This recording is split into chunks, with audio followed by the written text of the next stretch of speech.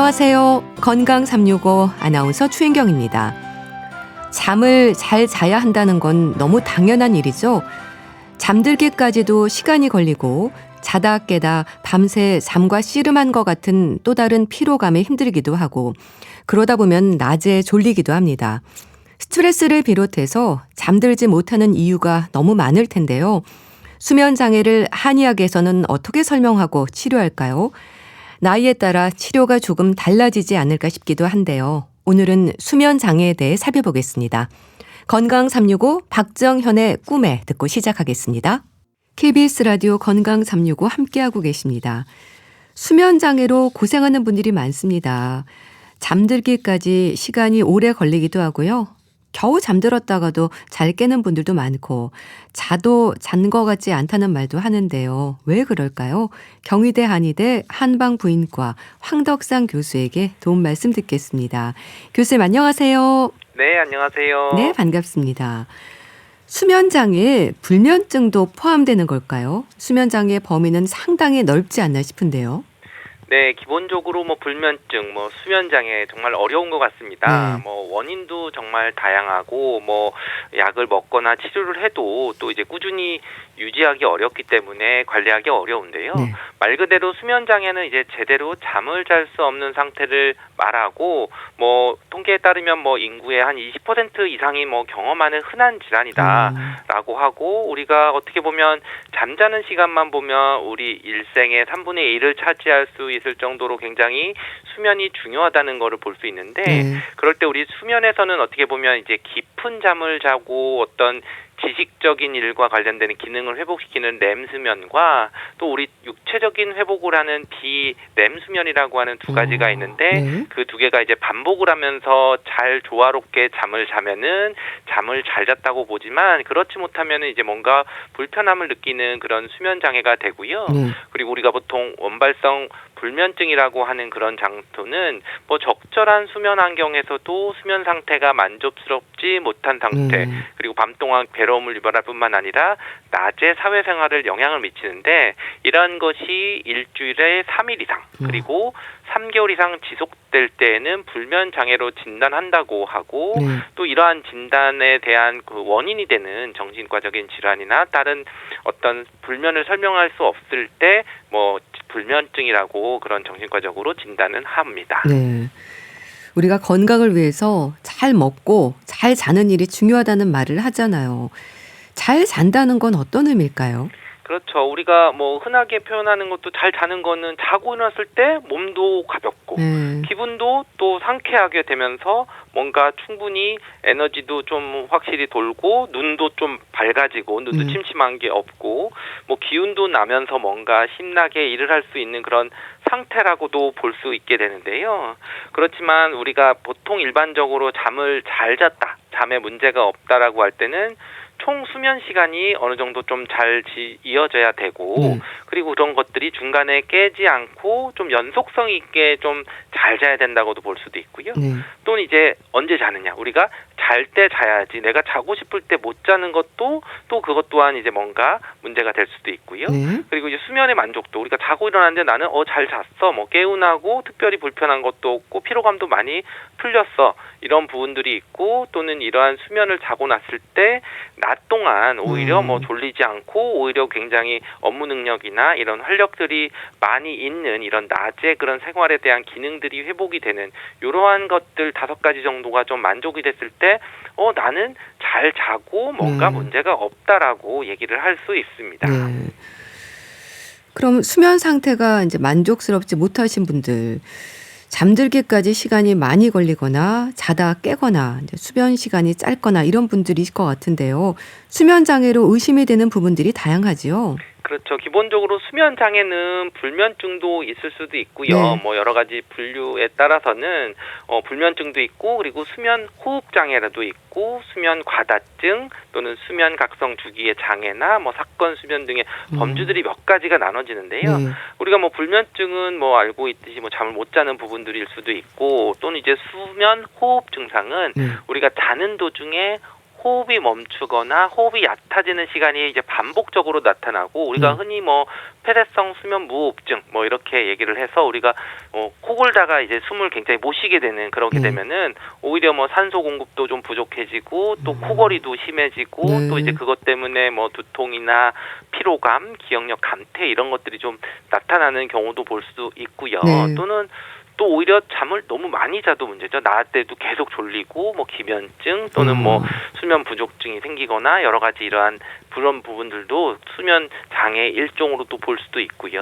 그리고 이제 수면 각성 주기의 장애가 뭔가 적절한 시간에 생체 리듬이 깨져서 밤낮이 바뀌었다든지 여러 가지 그것 때문에 활동이 좀 불편하게 되는 일상적인 생활에서 뭔가 불편해질 때 문제가 될 수도 있고요. 예를 들면 뭐 청소년들 시기에 지나치게 또 늦잠을 잔다든지 오히려 밤에만 또 뭐 활동을 한다든지 하면은 오히려 낮에 일상 업무나 이런 것들을 해야 될 때 또 그렇지 못하게 되는 경우들이 생길 수도 있고요. 그래서 이제 여러 가지 그런 증상들을 그런 수면 장애로 볼 수 있습니다. 네.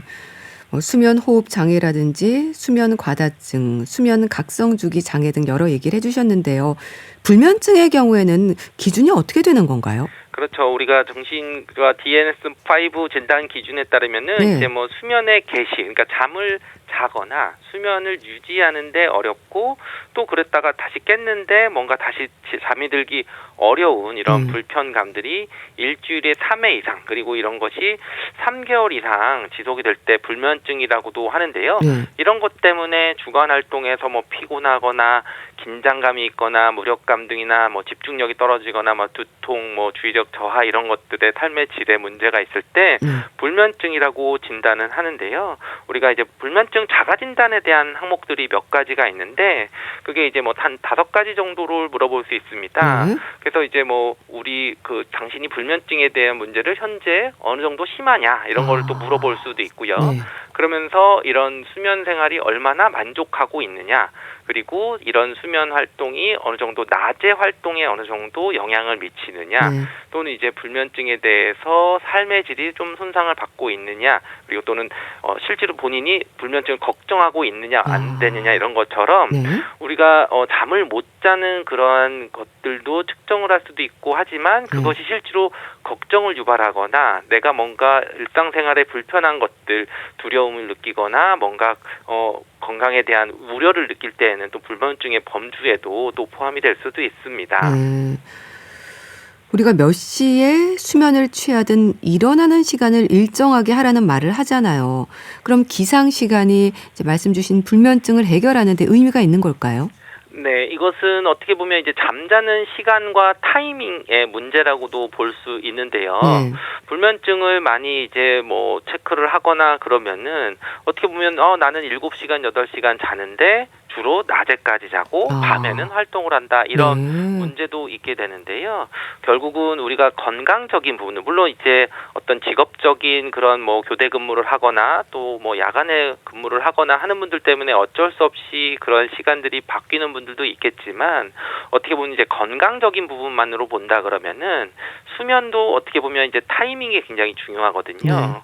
예를 들면 뭐 밥을 내가 총 에너지 소모하는 열량만큼 먹는다고 생각해서 아무 때나 내가 열량만 하루에 소비하는 것을 채워주면 된다고 생각을 하고 불규칙하게 식사를 하게 되면 결국은 소화기에 문제가 생기죠. 뭐 역류성 식도염이 생길 수도 있고 또는 뭐 소화 요소가 잘 안 나와서 뭔가 속쓰림이 생길 수도 있고 위궤양이 생길 수도 있고 단순히 바로 이러한 산수가 되는 게 아니라 우리가 먹을 때 먹고 소화시킬 땐 소화시키고 하는 타이밍이 굉장히 중요하죠.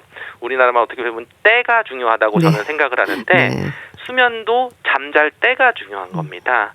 결국 우리가 일상적으로 한의학에서 음과 있고 양의 균형이 음양의 조화가 필요하다 하는데 낮에 해당하는 우리가 햇볕을 보고 뭔가 일광욕을 하고 하는 낮 시간에는 활동을 해야 양기를 만들고 밤에는 잠을 자면서 음기를 쌓는다고 하고 뭔가 회복을 시키는 관점으로 한의학에서 음양의 조화를 많이 얘기를 하는데 우리 단순히 수면 시간의 총량을 계산할 뿐만 아니라 바로 낮에는 자지 않고 밤에 자야 되는데 그게 어떻게 보면은 해가 지는 시간들 또는 해가 뜨는 시간에 맞춰서 일어나고 자는 것들이 중요하다고 얘기를 하거든요. 그래서 우리가 뭐 11시부터 1시라고 하는 그 시간대가 여성 호르몬이나 성장 호르몬이 주로 좀 많이 나오고 잘 나오기 때문에 그 시간에 잠을 안 자거나 하는 청소년이 있으면 키가 안 크거나 아니면 뭐 면역력이 떨어지거나 여러 가지 다른 질환들이 생길 수 있다. 뭐 이렇게도 얘기를 하게 되는 것처럼 우리가 자야 되는 때 를 잘 자는 것이 중요한데 결국은 그 자야 될 때를 못 잘 때는 아침에 운동 약속을 잡거나 했을 때는 어쩔 수 없이 좀 일찍 자야 되는 그런 습관으로 자연스럽게 시간이 정해질 수 있어서 오히려 좀 잠을 잘 못 주무시는 분들은 오히려 아침 운동을 저는 좀 잡아두거나 약속을 잡는 것이 또 좋은 방법일 수 있습니다. 잠자는 시간과 타이밍이 중요하다고 하셨는데요. 규칙적인 수면이 중요한 거네요. 우리 몸의 리듬에 대한 지적일까요? 그렇죠. 우리 몸은 항상 생체 리듬이 있다고도 얘기를 하고 그런 것이 낮과 또는 밤의 역할에 따라서 균형을 맞추는 것이 굉장히 중요하고요. 그게 어떤 뭐 생체 시계, 뭐 지구의 뭐 자전, 뭐 공전 이런 얘기들을 할 수도 있지만 그냥 우리 건강적으로 봐도 사실은 내분비 질환과 관련되는 부분들은 바로 이런 타이밍과 굉장히 중요하거든요. 결국 우리가 잠잘 때 뭐 나오는 그런 호르몬들, 뭐 멜라토닌이나 뭐 여러 가지 또 스트레스와 관련되는 뭐 세로토닌이나 뭐 도파민 뭐 이런 것들이 항상 요즘엔 어떤 건강과 관련이 되는데 이런 것들은 항상 그 잠자는 시간이나 생체 리듬하고 굉장히 밀접한 연관이 있게 됩니다. 그렇기 때문에 어떤 이런 내가 잠자는 수면이나 리듬이 깨지게 되면은 이 내분비계 조절이 되지 않기 때문에 오히려 잠을 못 잤더니 뭐 혈압 당뇨가 좀 조절이 안 되고 오히려 혈당이 올랐다든지 이런 경우들도 많이 있는데요.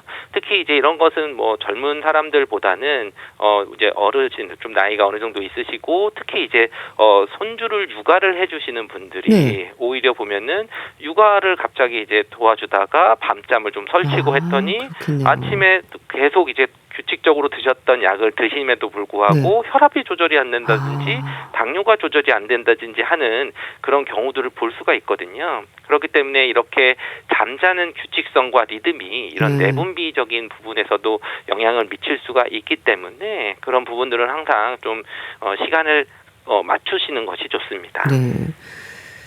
그런 일주기 리듬의 이상으로 생기는 경우가 이제 불면증이라는 건데요.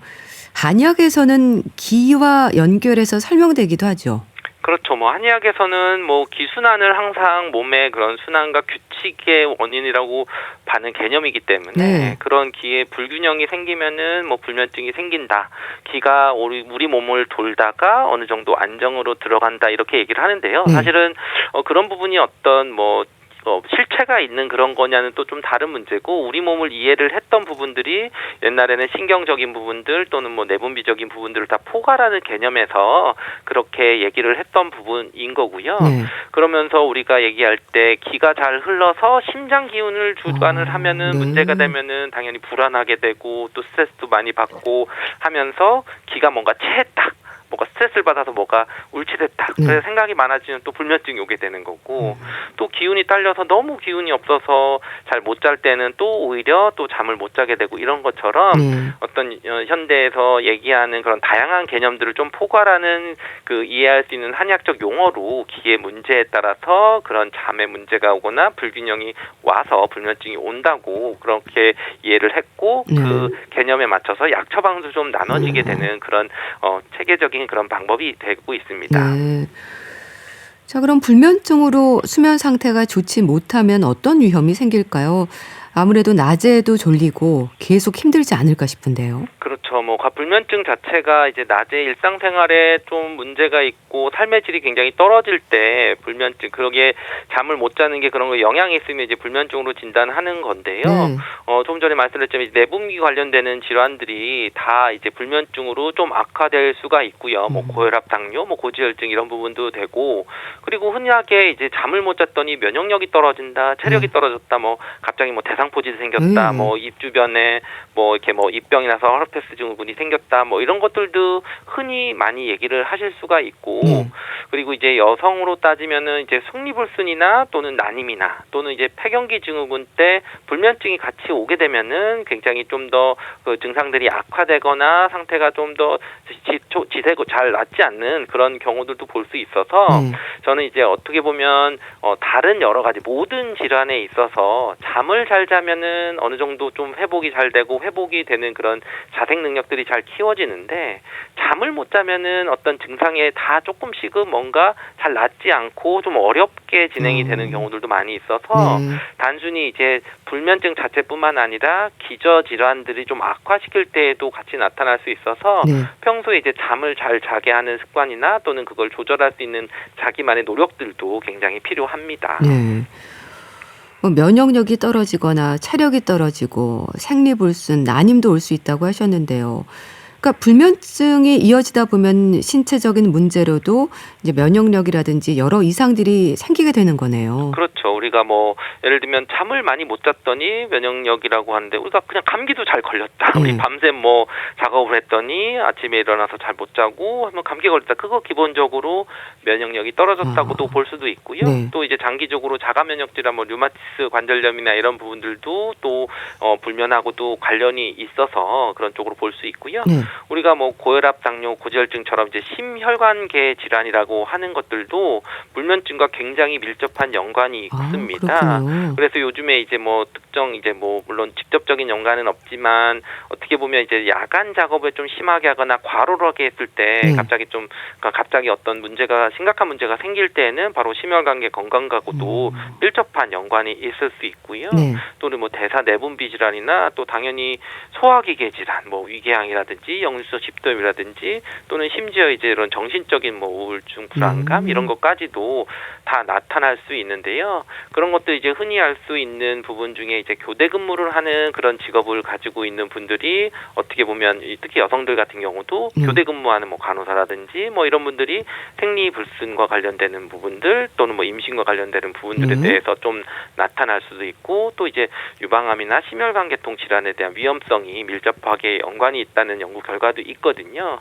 결국은 바로 이런 어떤 내분비 대사는 항상 한쪽으로 작용하는 게 아니라 반대쪽 균형들, 예를 들면 뭐 갑상선 기능 질환도 항진되면 문제지만 저하되면 문제고, 이러한 중간을 찾아가는 내분비 질환들은 잘 때 자고 쉴 때 쉬어주면은 중간을 잘 찾아가지만 잘 때 못 자고 계속 또 앉았다가 불규칙하게 되면은 이 중간을 찾아가기 어렵게 되는 질환들은 대부분 좀 악화되는 경우들이 있습니다.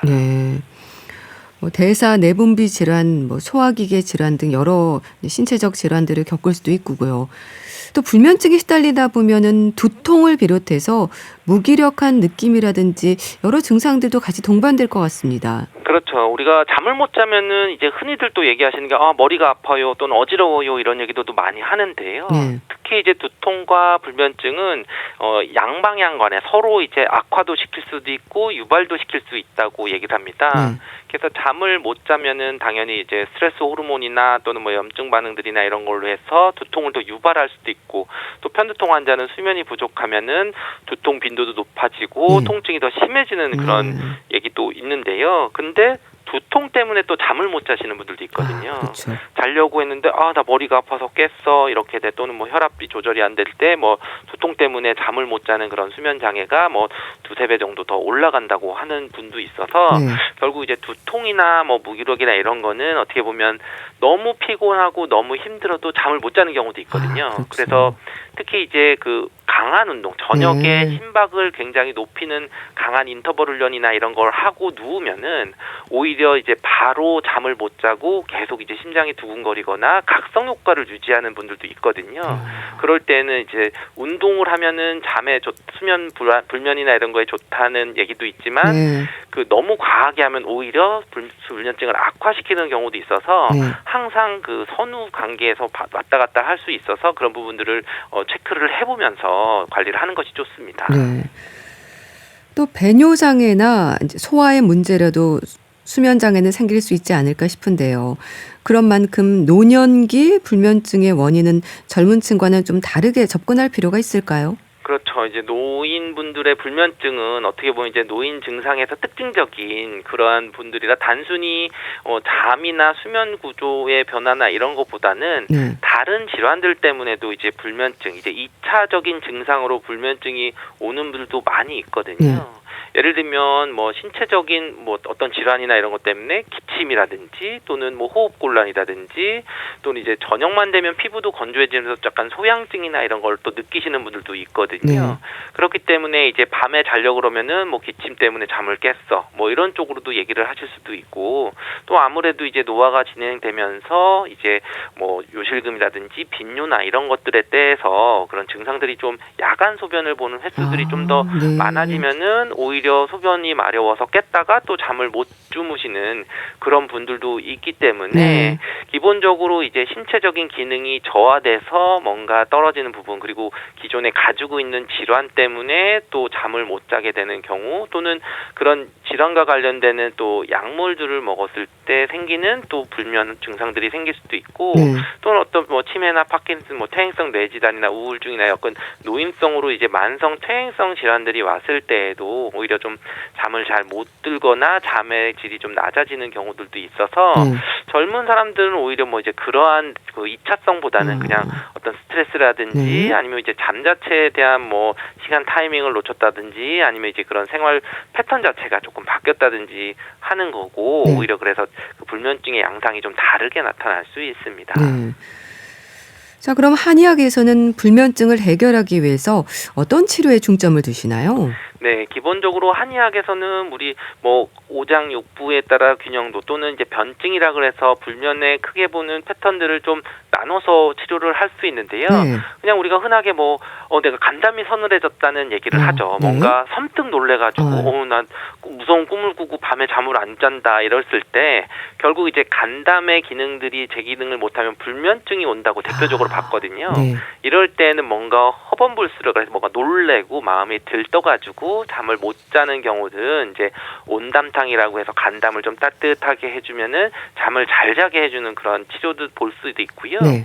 그리고 또 사결불수라고 해서 오히려 생각이 너무 많아져서 내가 뭔가 궁리를 많이 해가지고 했을 때는 또 그것 때문에 잠을 못 자게 되는 경우들이 있습니다. 네. 그럴 때는 또 이제 그런 부분들을 좀 풀어줘야 되는 부분들도 있을 수도 있고 또는 오히려 이제 심남허겁이라 그래서 너무 피도 좀 부족하고 내가 뭔가 좀 약해졌을 때 심장 기운이나 이런 것들이 약해지면은 오히려 귀비탕이라든지 천황보신다든지 해서 뭔가 좀 체력을 좀 보충시켜주고 해서 내가 기운을 좀 안정시킬 수 있는 기운이 생겼을 때 잠을 좀 잘 자게 하는 치료를 할 수도 있거든요. 그래서 크게 보면 이렇게 3가지 정도로 해서 치료를 변증을 하고 치료를 할 수 있습니다.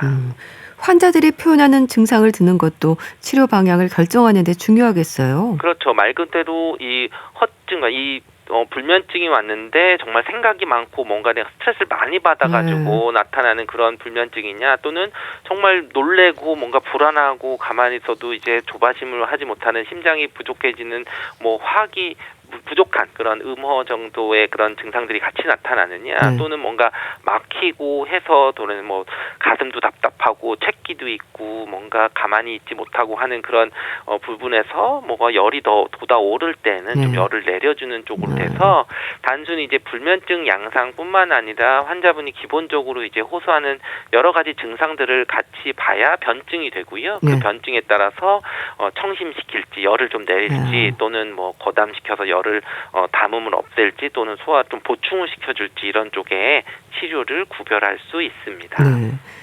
이런 수면 장애로 고생하는 분들에게 침이나 한약, 뜸과 같은 치료도 필요할 수 있겠지만 또 생활 습관도 중요하지 않을까요? 네, 기본적으로 이제 불면증을 없애는 생활 습관에서는 어떻게 보면 이제 규칙적인 그런 잠자는 습관을 좀 익히라고 많이 얘기를 합니다. 그러기 위해서는 요즘에 이제 젊은 사람들이 이제 요즘 환경에서 제가 환자분들에게 많이 얘기할 때 어떤 이제 특정 이제 OTT라 그러죠. 어떻게 보면 저녁에 보는 이런 TV나 어떤 그런 자극적인 영화들이나 뭐 시리즈물들 이런 게 보면은 한 11시에서 10시에 가장 이제 많이 또 하고 그게 어떤 알고리즘으로 계속 이제 좀 뜨는 것들을 해서 사실은 그 타이밍을 놓치면은 또 이제 잠을 못 자게 되고 오히려 불면증으로 가는 부분들이 좀 있을 수도 있거든요. 그렇기 때문에 미리 그런 TV나 또는 뭐 어떤 매체나 이런 거는 좀 일찍 좀 끄고 좀 조용한 환경을 만드는 것이 첫 번째일 수 있고요. 두 번째로는 이제 운동을 적절히 하는, 너무 늦은 시간에 강한 운동을 하진 않지만 낮에 꼭 운동을 해서 오히려 하고, 또는 아침 일찍 운동하는 약속을 좀 잡을 수 있다면은 그 약속에 맞춰서 피곤함이 유지가 되고 어쩔 수 없이 자야 돼서 교감 부교감 신경들의 균형도를 찾아올 수도 있기 때문에 그런 부분에 있어서 좀 강조하는 부분일 수 있습니다. 네. 수면에 도움이 되는 차나 음식 어떤 게 있을까요? 네, 기본적으로 뭐 여러 가지 음식들이 있죠. 뭐 우유나 아몬드나 뭐 바나나나 뭐 카모마일, 페퍼민트 차 뭐 이런 얘기들로 할 수 있는데 한의학에서 이제 가장 대표적으로 얘기하는 것 중에 하나가 이제 대추차입니다. 물론 이제 한의학에서 대표적으로 이제 산조인이라고 하는 약재가 있는데 그런 부분들을 이제 멧대추라고 해서 우리가 먹는 대추는 아니고 약재로 쓰는 이제 대추인데, 그렇지만 이제 우리가 대추차가 몸도 좀 따뜻하게 하면서 특히 이제 겨울 같은 때에는 좀 마음을 좀 안정시키게 해줄 수 있는 부분들도 있고요. 그리고 이제 라벤더가 이제 보통 이제 아로마 요법에서는 진정이나 숙면을 좀 유도하는 데 좋다고 하는 그런 내용도 많이 있고 연구도 있기 때문에 우리 라벤더 티 같은 것도 좀 이제 좀 향기롭고 좀 유용하게 활용할 수 있습니다. 네, 잘 들었습니다. 자, 오늘은 수면장애, 불면증의 한의학적 치료에 대해서 말씀드렸는데요. 경희대 한의대 한방부인과 황덕상 교수와 함께했습니다. 감사합니다. 감사합니다.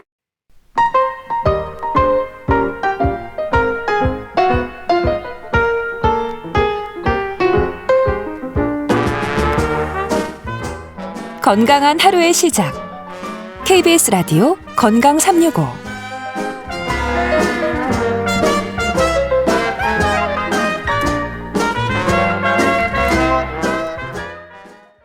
KBS 라디오 건강 365 함께하고 계십니다. 건강책 정보 북컬럼니스트 홍순철 씨 나오셨습니다. 안녕하세요. 네, 안녕하세요. 걷기가 건강에 좋다는 건 다 아실 텐데요. 치유의 걷기는 뭘 말하는 걸까요? 책 제목이 치유의 걷기인데요. 그렇습니다. 요즘 뭐 러닝 열풍이라고 그러죠. 네. 조금 날씨가 추워지니까 사실은 뛴다라는 게 쉬운 일이 아닌데 러닝을 하면 몸 구석구석이 살아 숨쉬는 느낌이라고 그러더라고요. 일단 달리면 잡념을 잊을 수 있고 또 몸과 마음이 건강하게 되는데요. 무엇보다 이 심장 박동 소리를 들으면서 달리는 일은 이 극한의 도파민 분비, 우리가 러너스 하이라고 부르는데 쾌감을 만들어낸다고 그럽니다. 그런데 러닝 하고 싶은데 관절 때문에 좀 부담스럽다라고 느끼는 분들이 계시거든요. 그런 분들에게 오늘 소개해드리는 이 치유의 걷기란 책이 도움이 될 수 있을 것 같습니다. 이 책 소개를 듣고 나면 책에 소개된 장소로 걷기 여행을 떠나고 싶다라는 생각이 들 텐데요. 저 역시 그랬습니다. 이 책을 읽고 나서 와, 숲속으로 가야 되나? 해안가로 가야 하나? 심지어는 공동묘지로 가야 하나라는 생각을 해봤는데요. 걷는다라는 건 인간의 잊혀진 본능이죠. 그리고 달리기와 마찬가지로 몸의 다양한 감각들을 깨우고 또 무엇보다 살고 싶다는 의욕을 만들어낸다고 그럽니다. 이 책은 영국 출신의 작가인 애노벨 스트리츠가 책을 썼는데요. 걷기에 대한 다양한 과학적인 조사, 의학적인 조사, 심리학적인 조사를 통해서 걷기에 대한 여러 가지 그 칼럼을 쓰고 있다고 그래요. 근데 그 내용들을 묶어서 이번에 책으로 만들어진 건데요. 걷기와 관련된 다양한 연구 결과를 토대로 장소별 걷기의 이점을 알려주고 있습니다. 그렇군요. 그래서 도시 공원을 걸을 때 우리 몸에는 어떤 반응이 일어나는지, 평지를 걸을 때, 언덕을 걸을 때, 숲, 호수, 산, 순례길, 무려 20곳의 장소를 다니면서 걷기가 가진 특별한 치유 효과를 소개하고 있는데요. 무엇보다 걷기가 좋은 건 몸에 우리가 잘 알고 있는데 장소에 따라서 시간에 따라서 어디를 걷느냐에 따라서 걷기가 각각 다른 효과를 만들어낼 수 있다는 사실이 상당히 그렇군요. 흥미롭습니다. 네. 저자는 똑똑한 걷기가 당신의 몸과 마음을 살릴 것이다 라고 안내하고 있습니다. 네. 똑똑한 걷기가 몸과 마음을 살린다고 하셨는데요. 이제 그중에서 똑똑하게 어디를 걷느냐, 장소가 참 중요하다는 거네요. 그렇습니다. 사실 걷기는 모든 면에서 완벽한 운동이라고 그러죠. 네. 그래서 기분이 좀 가라앉고 뭔가 좀 답답한 느낌이 들 때 짧은 산책만 해도 기분이 바뀝니다. 다 이유가 있다라는 거죠. 앉아있는 시간이 길수록 우울증 발생률이 더 높아진다고 그럽니다. 네. 걷는 시간이 길수록 우울증 위험도는 낮아지는데요.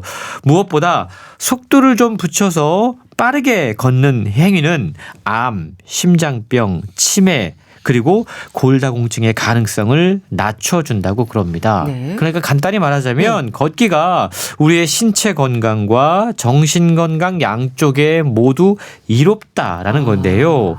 그런데 이 책을 통해서 알게 된 더욱더 흥미로운 사실은 네. 걷는 장소에 따라서 우리의 몸과 마음이 다르게 반응한다라는 겁니다. 그렇군요.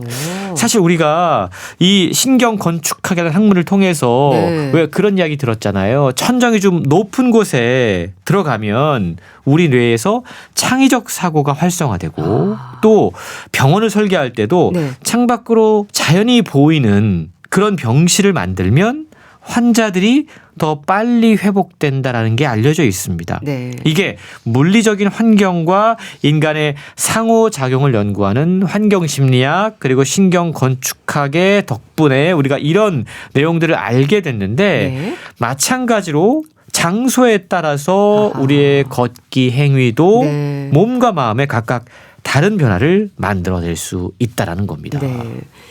참 걷는 것은 잊혀진 인간의 본능이라는 말도 기억에 남는데요. 자, 그렇다면 구체적으로 어디를 어떻게 걸어야 하는지도 담겨 있는 건가요? 예, 통계청이 조사한 2024 대한민국의 사망 원인 통계에 따르면 한국인의 사망 원인 1위가 남녀 모두 암으로 확인이 됐죠. 네. 이 순위가 통계가 작성된 이래 지금 40년 넘게 유지되고 있다고 그럽니다.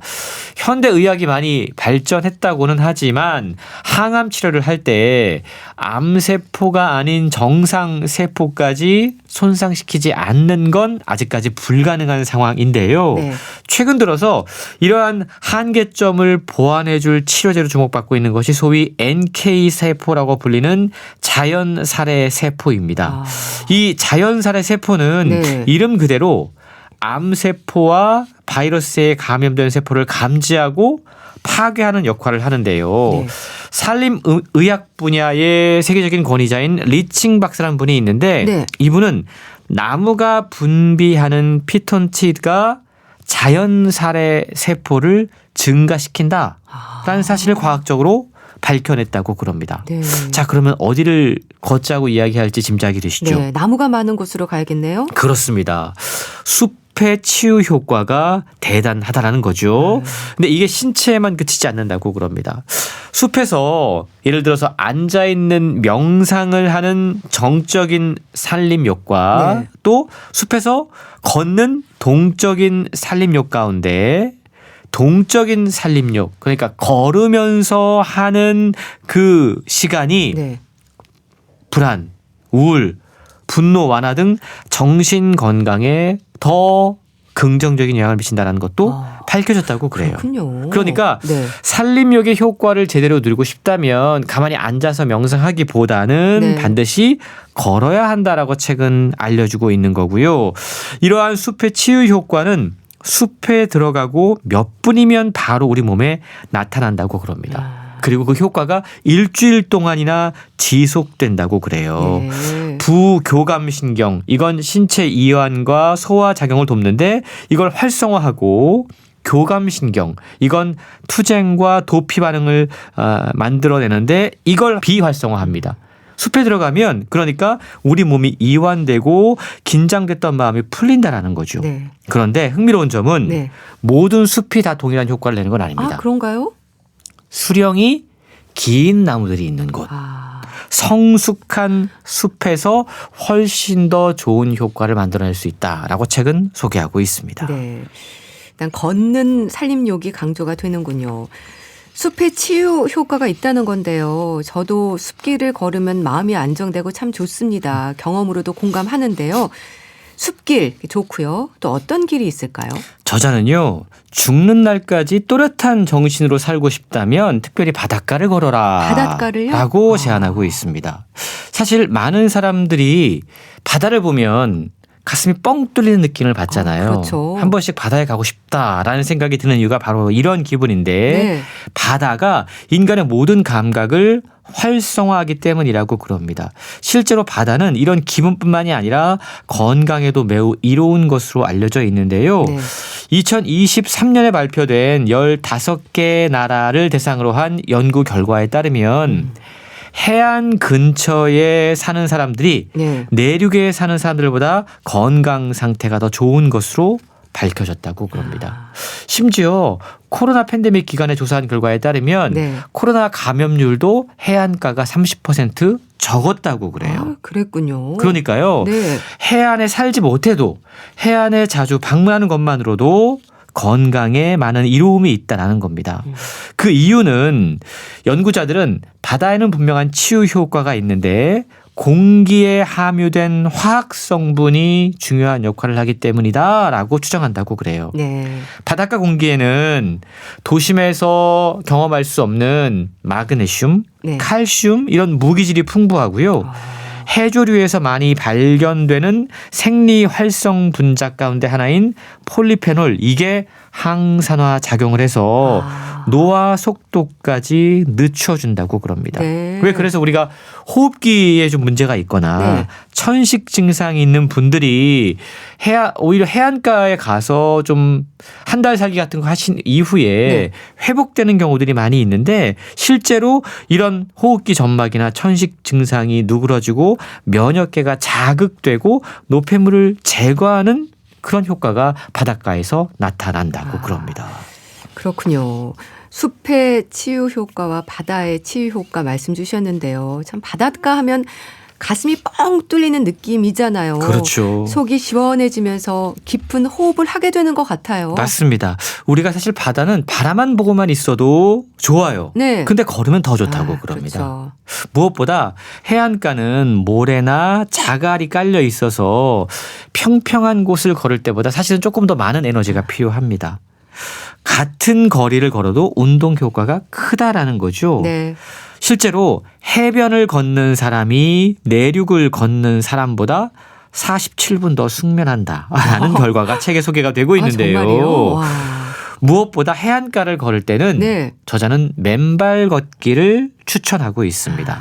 왜냐하면 맨발 걷기는 지면과 발바닥이 젖어 있을 때 효과가 더욱 커지기 때문이라고 그래요. 네.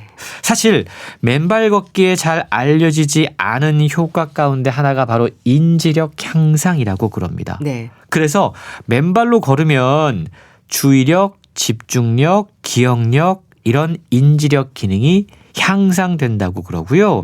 그래서 나이가 들수록 바닷가에 가서 맨발로 걷는 것이 뇌 기능 향상에 도움이 될 수 있다는 거죠.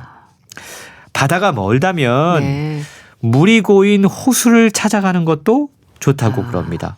특히 호수는 마음이 분주하고 불안한 사람들에게 정서적인 안정감을 줄 수 있는데요. 네. 무엇보다 호숫가에 가면 찬란한 빛을 받을 때 그 호숫가의 반짝거림. 이것이 삶의 기쁨과 또 뭔가 살고 싶다라는 의욕을 만들어준다고 그럽니다. 언덕 걷기도 좋은데요. 네. 오르고 내려오는 동안 우리 몸에 다양한 근육을 사용할 수 있게 해주기 때문에 좋습니다. 또한 네. 정상에 올라서 눈앞에 펼쳐지는 전경을 바라다 볼 때 네. 우리 눈이 아주 편안한 전경 시야로 전환이 되고 오랜 시간 동안 좁은 공간에서 화면을 응시하느라 지친 우리 눈에 아주 유익한 효과를 만들어낼 수 있다고 그럽니다. 그렇군요. 바닷가를 맨발로 걷기. 참 영화의 한 장면을 연상케 하는데요. 이게 뇌 기능에도 도움이 되는 거네요. 그렇습니다. 혹시 조금 특별한 걷기 장소도 소개가 되고 있나요? 예. 공동묘지를 걸어라 라고 이야기해요. 예. 저자는 그곳을 걷게 되면 네. 죽음의 교훈을 얻게 된다. 산과 바다가 인간에게 공간적 관점이라는 중요한 감각을 선사할 수 있다면 네. 공동묘지를 걷는 건 우리에게 시간적 관점을 강렬하게 선사한다라고 알려주고 있습니다. 애도를 위해서 조성되었거나 슬픔을 허용하는 장소가 존재한다라는 건 우리의 생각보다 훨씬 더 중요할 수 있다라는 거죠. 그렇겠네요. 그래서 책에 슬픔 치료사인 세라 오하라의 말이 전해지고 있는데요. 네. 슬픔과 연관된 장소를 걷는 행동은 상실은 자연스러운 경험이다. 그리고 우리는 회복을 향한 첫걸음을 내디뎠다라는 신호를 우리 뇌에다가 전달한다고 그럽니다. 네. 이처럼 공간이 지닌 상징적인 의미는 공간 자체만큼이나 중요하다라고 이야기하면서 인간의 유한함, 인생의 덧없음을 깨닫는 장소로 공동묘지를 걷는 걸 추천하고 있습니다. 그리고 걸을 때 네. 묘비에 적혀져 있는 세상을 먼저 떠난 사람들이 남긴 문장을 읽으면 우리가 살아있는 동안 무엇을 더욱더 중요하게 생각하며 살아야 하는지 알 수 있다라는 거죠. 그렇겠네요. 또 한 가지 특별한 장소, 네. 버려진 기찻길 걷기. 사실 요즘에 서울 도심에도 버려진 철길을 이용한 산책로들이 많이 조성이 됐거든요. 네. 왜 이곳을 걷는 게 도움이 되냐면 방향 고민 없이 철로를 따라서 편안하게 걷기 좋기 때문이라고 그럽니다. 그렇네요. 이렇게 걸으면 네. 우리의 뇌가 안전하다고 느끼는 환경에서 정보 처리의 부담이 훨씬 줄어들고 스트레스 호르몬의 영향에서 자유로워질 수 있다고 그럽니다. 네. 그래서 버려진 기찻길 주변을 걸으면 우리 뇌는 모처럼 안정감과 해방감을 느낀다고 그래요. 책은 또한 도심 밤 산책도 추천하고 있는데요. 네. 밤 산책을 추천하는 이유는 인간적 특성이 약화되고 야생적 특성이 이 밤에 깨어나기 때문이라고 그럽니다. 경계심이 커지면서 자연스럽게 곱씹는 반추 사고를 멈추게 되고 그렇게 되면 우리는 더욱더 인간적인 면모들을 발견하게 된다라고 책은 이야기하고 있습니다. 네. 공동묘지 걷기, 버려진 기찻길 걷기 등 참 예상치 못한 장소를 말씀해 주셔서 조금 놀랍기도 한데요. 결국 우리 주변 모든 장소가 치유의 걷기 장소가 되는 거네요. 그렇습니다. 책에는 여러 의학과학 연구소에서 진행한 연구 결과들이 함께 소개가 되고 있는데요. 네. 이 트리니티 칼리지 더블린의 에이먼 레이어드 박사는 50세 이상 성인 4,000명을 대상으로 신체 활동과 마음 상태를 조사를 했습니다. 네. 그리고 20분 산책의 효과를 확인을 했는데요. 이 조사 결과에 따르면 일주일에 5일 하루에 20분씩만 걸어도 우울증의 위험도가 최대 43%나 감소하는 것으로 확인됐다고 그럽니다. 네. 그러니까 20분 정도만 걸어도 기분이 전환되고 물론 오래 걸으면 효과가 더 커질 수 있다는 겁니다. 네. 이 레어드 박사가 10년 동안 연구한 결과에 따르면 우울증 위험도는 걷는 시간에 비례해서 낮아졌습니다. 또 스탠퍼드 대학교의 마음과 몸 연구소 여기는 인간의 사고방식이 신체적 정신적 건강을 형성한다라는 점을 발견했는데요. 네. 이건 우리가 대표적으로 위약 효과를 생각해 보면 알 수 네. 있습니다. 우리가 무엇을 어떻게 생각하느냐에 따라서 감정적, 생리적, 심리적 변화들이 나타날 수 있다는 겁니다. 그러니까 우리가 어떤 장소를 걷든 그 장소와 행위가 나 자신을 살리고 있다라는 마음가짐과 의식을 갖고 걸으면 효과가 배가 될 수 있다는 건데요. 네. 이렇게 걸으면 실제로 우리 몸과 마음은 생각에 따라서 반응한다라고 책은 이야기하고 있습니다. 네. 참 걷는 장소에 따라서 우리 몸과 마음에 미치는 영향이 달라진다는 내용이 새로웠는데요. 소개해 주신 책 치유의 걷기 잘 들었습니다. 북컬럼니스트 홍순철 씨 감사합니다. 고맙습니다. 동물원에 다시 꿈을 꾸기 시작하란 의미일까 보내드리면서 인사드릴게요. 건강365 아나운서 최인경이었습니다. 고맙습니다.